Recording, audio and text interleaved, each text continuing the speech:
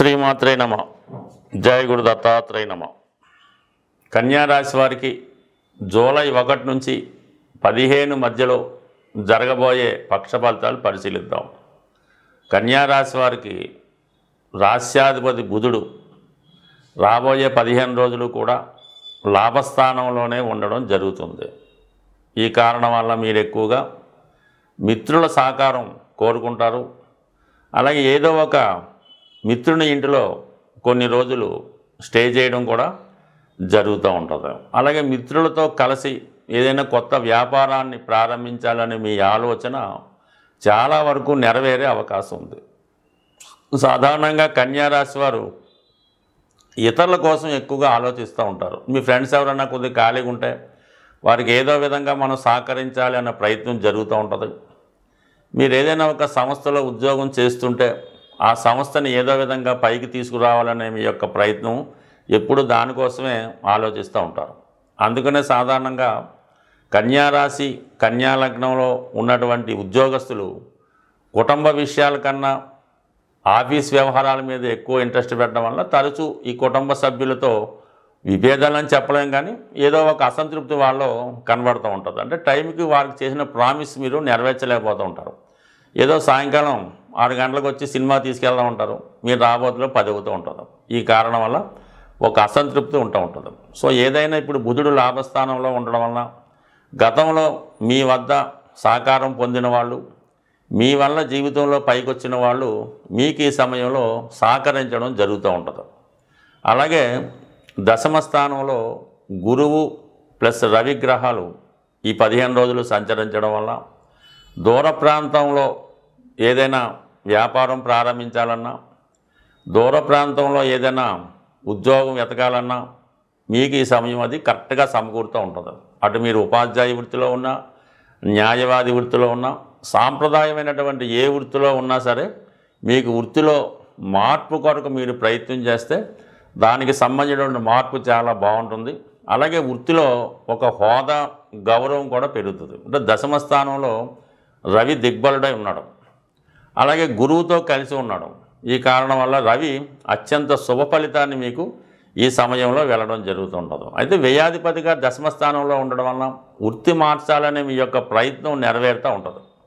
So గురువు ఎల్లప్పుడూ కూడా మరి దశమలోకి వచ్చి ధనస్థానాన్ని వీక్షించడం వల్ల ఆర్థిక పరంగా మీకు చాలా వరకు ఫైనాన్స్ పొజిషన్ పెరుగుతుంది, జీతం పెరుగుతుంది, కుటుంబ సౌఖ్యం పెరుగుతూ ఉంటుంది. అలాగే ఒకవేళ మీరు ఏదైనా ఒక దూర ప్రాంతంలో ఉద్యోగం చేస్తూ కుటుంబానికి దూరంగా ఉంటే ఈ సమయంలో కుటుంబానికి దగ్గరగా వచ్చి మీ యొక్క వృత్తి నిర్వహించడానికి కూడా ఈ స్థితి అనుకూలంగా ఉన్నది. అలాగే మరి 12వ స్థానంలో కుజగ్రహం, దీన్ని జాగ్రత్తగా మీరు గమనించవలసి ఉంటుంది. తృతీయాధిపతి వ్యయస్థానంలో ఉండడం వల్ల ఏదైనా సెల్ఫ్ మిస్టేక్స్ వల్ల, లేదంటే అన్నదమ్ముడికి సహకారం చేయడం వల్ల ఏదైనా కొంతవరకు మీ మిత్రులకు కానీ బంధువులకు కానీ ఏదో విధంగా సహకారం చేయవలసి ఉంటుంది. తప్పనిసరి పరిస్థితుల్లో మీ దగ్గర డబ్బులు ఉన్నా లేకపోయినా వారికి ముందుగా మీరు సహకరించవలసి ఉంటుంది. అలాగే ఆరోగ్య విషయంలో కూడా కొంత జాగ్రత్త పడవలసి ఉంటుంది. ఇక అష్టమాధిపతిగా వ్యయస్థానంలో ఉంటూ కేతువుతో కలిసి ఉండడం వలన వ్యక్తిగతంగా మీరు మీ యొక్క స్థితిని బట్టి మీకు అనారోగ్యం కలగడం కానీ, లేదంటే మీ కుటుంబంలో ఎవరికన్నా హెల్త్ ప్రాబ్లమ్స్ రావడం వల్ల హాస్పిటల్ సందర్శించి రావడం, వారికి కొంత సేవ చేసి తప్పకుండా చేయవలసి ఉంటుంది. సొంత పనులు మానుకోనైనా ఇతరులకు సేవ చేయాలనే మీ యొక్క ధర్మం ఇప్పుడు నెరవేరే అవకాశం ఉంది. మొత్తం మీద చాలా వరకు ఈ సేవాభావం అనేది ఇప్పుడు మీకు కనబడుతూ ఉంటుంది. ఇక శుక్రుడు భాగ్యస్థానంలో ఉన్నాడు, ఇది ఒక విధంగా అదృష్టం. ఈ రాశిలో ఉన్నటువంటి స్త్రీలకి వారి యొక్క వ్యక్తిగత హోదా పెరుగుతుంది, అధికార హోదా లభిస్తుంది. గతంలో పోగొట్టుకున్నది ఏదైనా తిరిగి సంపాదించుకునే ప్రయత్నం జరుగుతుంది. వ్యక్తిగతంగా మీ కుటుంబంలో ఒకరికి ఏదో ఒక హోదా పెరగడం జరుగుతుంటుంది. ఎక్కువగా ఈ కన్యారాశిలో చిన్నగా ఈ సినిమా రంగం, టీవీ రంగంలో ఈ చిన్న ఆర్టిస్టులు కానీ, ఈ మ్యూజిక్ డైరెక్టర్లు కానీ, మిమిక్రీ మాటలు రాసేవాళ్ళు, ఏదన్నా చిన్న వృత్తుల్లో ఈ సినిమా ఫీల్డ్లో ఉన్నవారికి ఈ సమయంలో మీ టాలెంట్కు తగ్గ విధంగా ఒక గొప్ప అవకాశం రావడం జరుగుతూ ఉంటుంది. మిమ్మల్ని మీరు రుజువు చేసుకుంటూ మీ యొక్క స్థాయిని పెంచుకుంటారు.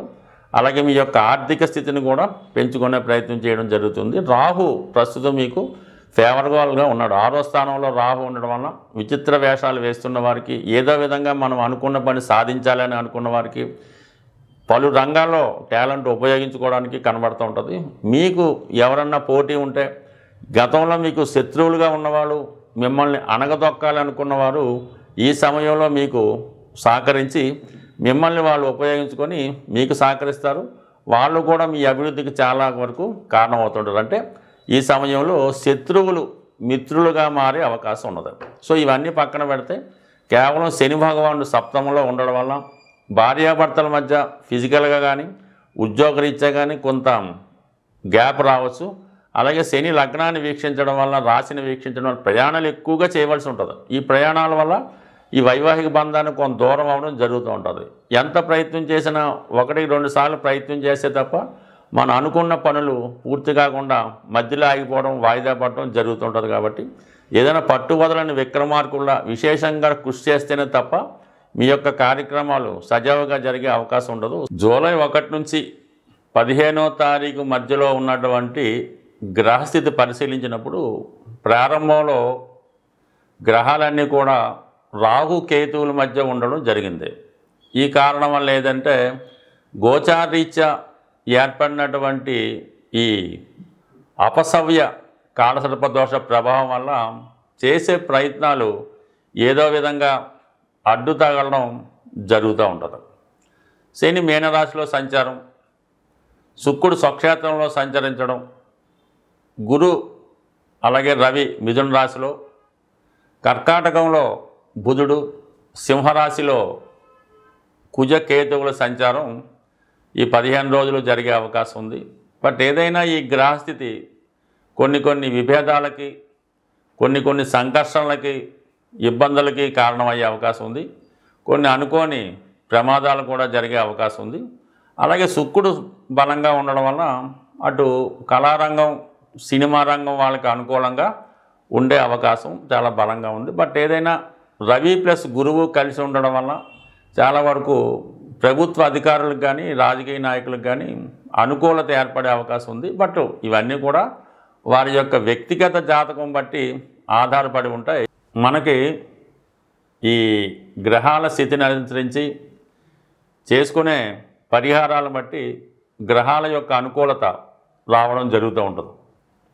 ఈ మనం జూలై 1 నుంచి 15వ తారీఖు అంతా కూడా ఆషాఢ మాసంలో ఉండడం వల్ల ఇది అమ్మవార్లకి చాలా ఇష్టమైనటువంటి నెల.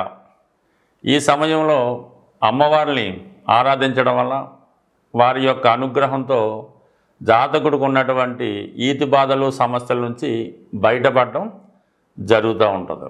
సో ఏదన్నా ఒక జాతకుడు జీవితంలో అదృష్టవంతుడిగా మారాలంటే గురుగ్రహ అనుగ్రహం తప్పనిసరిగా ఉండవలసి ఉంటుంది. అటువంటి గురు పౌర్ణిమ ఈ నెల అంటే జూలై నెల 10వ తారీఖున ఈ గురు పౌర్ణిమ రావడం జరుగుతుంది.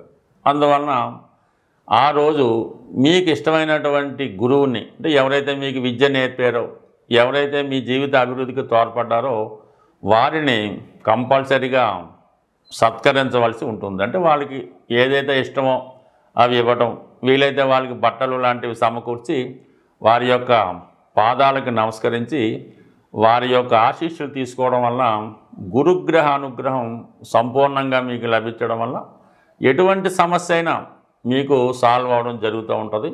అలాంటి అవకాశం లేని వాళ్ళు మనకి ప్రత్యక్షంగా ఉన్నటువంటి ఇప్పుడున్నటువంటి దత్తాత్రేయుడు, సాయిబాబా వారు, రాఘవేంద్ర స్వామి, ఏ గురువైనా అనవసరం. అటువంటి గురువుని మీరు ఈ నెలలో ఎస్పెషల్లీ గురు పౌర్ణిమ నాడు సేవించడం వలన మీకు గురుగ్రహ అనుగ్రహంతో జాతకంలో ఉన్నటువంటి సమస్యలు తొలగి చాలా సక్సెస్ఫుల్గా ముందుకెళ్ళే అవకాశం ఉన్నది. అలాగే ధనం సంపాదించడానికి, మీ యొక్క అన్ని సమస్యలు తీరడానికి ఒక చక్కని పరిహారం చెప్పడం జరుగుతూ ఉంటుంది. ఈ ఆషాఢ మాసంలో ఏదైనా ఒక గురువారం కానీ లేదా శుక్రవారం కానీ, మరి ఏ రోజైతే మీకు అనుకూలంగా ఉంటుందో ఆ రోజు మీ యొక్క గ్రామ దేవత, మీరు ఏ ఊరిలో ఉన్నారో ఆ ఊరికి సంబంధించినటువంటి గ్రామ దేవత ఆలయంలో విధి విధానంగా అమ్మవారికి పూజించి చలిమిడి నైవేద్యంగా సమర్పించవలసి ఉంటుంది. అంటే చలిమిడి అంటే చాలా ప్రాంతాల వారికి తెలిసి ఉంటుంది, కొన్ని ప్రాంతాలకు తెలియకపోయినా అది ఏ విధంగా తయారు చేసుకోవాలన్నది ఆటోమేటిక్గా మీకు తెలిసే వస్తుంది. చలిమిడి నైవేద్యంగా పెట్టడం వల్ల, అలాగే ఇది వీలు కాని పక్షంలో కనీసం ఈ గోధుమ పిండి ఈ కొబ్బరి కలిపి అప్పాలను తయారు చేస్తుంటారు. ఇవి ఎక్కువగా పూరి జగన్నాథ స్వామి ఆలయంలో అక్కడ సాంప్రదాయంగా ఈ వంటకం తయారవడం జరుగుతూ ఉంటుంది. అందువల్ల అప్పాలు కానీ, అరిసెలు కానీ, జిలేబీ కానీ మీ గ్రామ దేవత ఆలయంలో ఈ గురువారం కానీ శుక్రవారం కానీ అమ్మవారికి బోనంగా అంటారు, కొన్ని ప్రాంతాల్లో నైవేద్యంగా సమర్పించి కంప్లీట్గా ఆ ప్రసాదాన్ని భక్తులకి పంచిపెట్టడం వల్ల ఎటువంటి సమస్య అయినా, ఎటువంటి ఆర్థిక సమస్య అయినా 100% నెరవేరుతుంది. వీలైతే ఆషాఢం 4 గురువారాలు చేసి చూడండి. కొన్ని ప్రాంతాల్లో ఆదివారం అయినా ఇబ్బంది లేదు. బట్ ఏదైనా ఈ రెమెడీ చేసిన రోజు కొద్దిగా నీసు మాంసాలు తినడం కానీ, మద్యం మధువు అలాంటి వాటికి దూరంగా ఉండాలి. కాబట్టి ఈ ప్రసాదం తీసుకున్న వాళ్ళు కూడా ఆ విధంగా నియమంగా ఉండాలన్నమాట. అప్పుడే ఆ ఫలితం మీకు రావడం జరుగుతూ ఉంటుంది. అందుకని ప్రసాదాన్ని కూడా ఎవరికి పడితే వారికి పంచడం అది జరగదు. అందుకని మీరు గురువారం కానీ శుక్రవారం అయితే ఈ పరిహారం పాటించడం వల్ల కేవలం మీకు 2-3 రోజుల్లోనే ఆ ఫలితం కనబడే అవకాశం ఉంటుంది. స్వస్తి.